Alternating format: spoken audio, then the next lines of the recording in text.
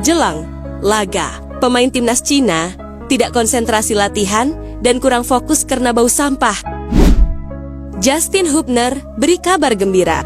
Federasi Sepak Bola Malaysia dilaporkan Vietnam karena pemain naturalisasi mereka tidak jelas asal-usulnya.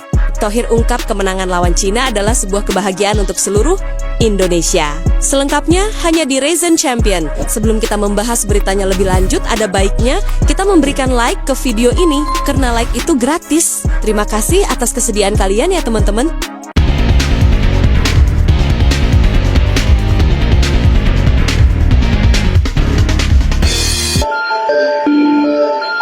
Para pemain negeri Tiongkok untuk berlatih ini bak disambut seperti teror. Atas kejadian itu, membuat media asal Indonesia dilarang meliput latihan tim nasional Cina yang berlangsung di lapangan A Kompleks Gelora Bung Karno, Senayan, Jakarta kemarin. Sebelumnya, aroma tidak sedap seperti bau sampah menyengat di area lapangan tempat Cina berlatih. Tidak diketahui dari mana bau sampah itu berlangsung. Namun membuat awak media Indonesia yang berada di depan pintu gerbang lapangan A merasa tidak nyaman. Belum diketahui apakah aroma tidak sedap tersebut sampai ke dalam lapangan yang bisa saja mengganggu latihan. Adapun rombongan Cina datang menggunakan bus sekitar pukul 18:45 waktu Indonesia Barat untuk berlatih. Pengawalan ketat langsung dilakukan ketika tim nasional Cina datang hingga memasuki area lapangan. Awak media asal Indonesia diberi batas cukup jauh, tidak sulit mengambil gambar. Pihak Cina hanya membolehkan awak media yang berasal dari negaranya saja untuk meliput. Kain hitam menutupi sepanjang pagar yang berada di lapangan A, sehingga sama sekali tidak terlihat dari luar. Sama seperti Cina, tim nasional Indonesia pun menggelar latihan tertutup setelah kemarin terbuka diliput awak media. Kedua tim akan berhadapan dalam laga matchday ke-8 kualifikasi Piala Dinda 2026 zona Asia di Stadion Utama Gelora Bung Karno, dan laga ini sangat penting buat dimenangkan untuk menjaga atas lolos ke babak selanjutnya. Kita semua pasti penasaran bagaimana hasil latihan para pemain timnas.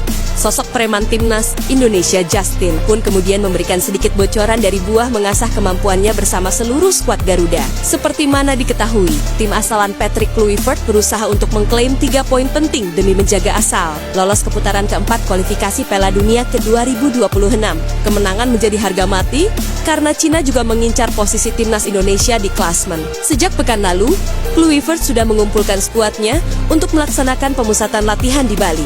Kini, mereka sudah berada di Jakarta dan melaksanakan sesi latihan di Senayan sejak Senin. Justin membeberkan bahwa ada sesi latihan antara tim muda, tim tua yang digelar pada Senin. Tim muda timnas Indonesia berhasil meraih kemenangan dalam sesi latihan tersebut yang diperkuat dirinya. Skuad Garuda terus mempersiapkan diri menjelang laga dan kembali berlatih pada Selasa kemarin, namun tidak secara terbuka.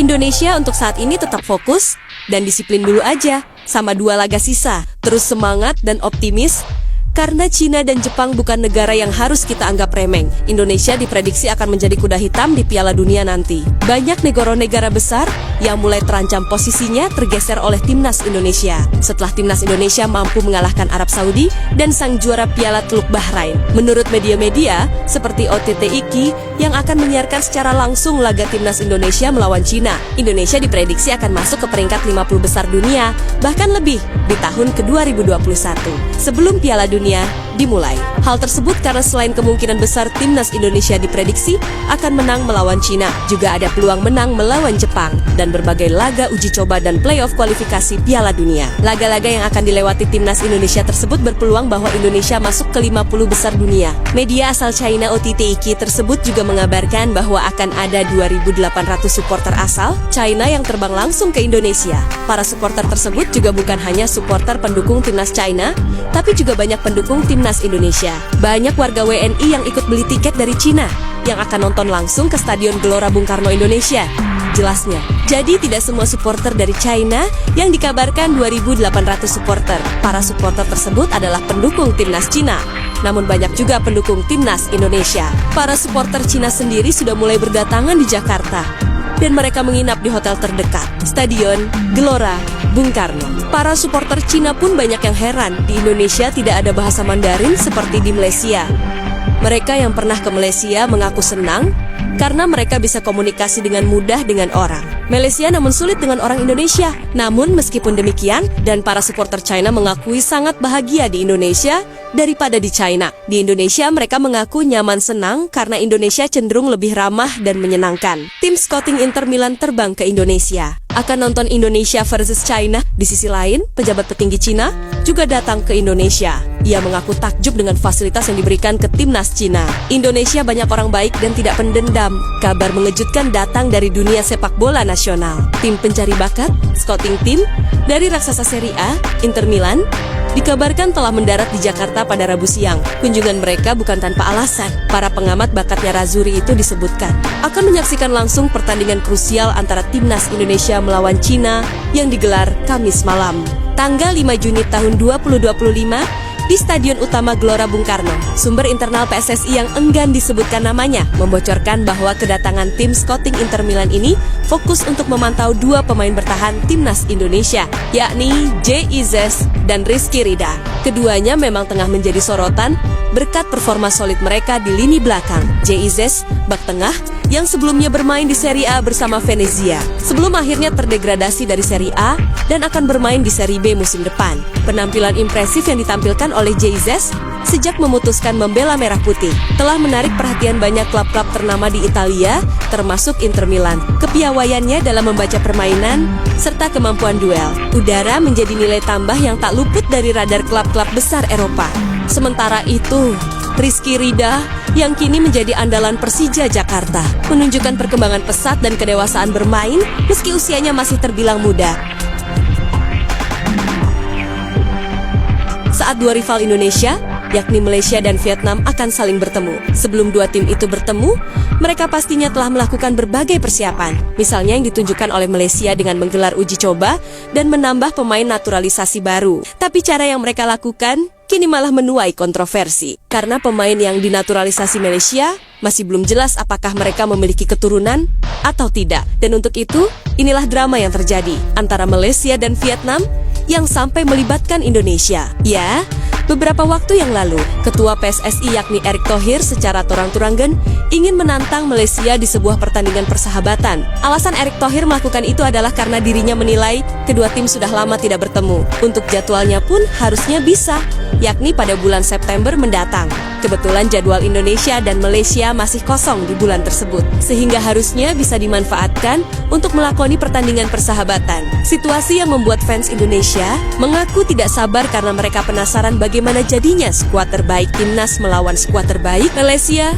di sebuah pertandingan. Sayangnya, ajakan dari Erick Thohir tersebut ditolak oleh pihak Malaysia. Entah apa alasannya, tapi mereka sama sekali tidak memberikan respon apa-apa. Justru FAM malah mencari tim lain untuk diajak beruji coba. Tim yang dimaksud adalah Cape Verde, salah satu tim yang berasal dari Afrika. Bedanya, pertandingan melawan Cape Verde akan dimainkan sebanyak 2 kali, yakni pada tanggal 29 Mei dan 3 Juni. Malaysia memilih Cape Verde karena mereka percaya jika tim tersebut memiliki level yang oke untuk membantu Malaysia menjadi tim yang lebih berkembang lagi. Pada pertandingan pertama melawan Cape Verde, Malaysia berhasil menahan imbang mereka dengan skor 1-1.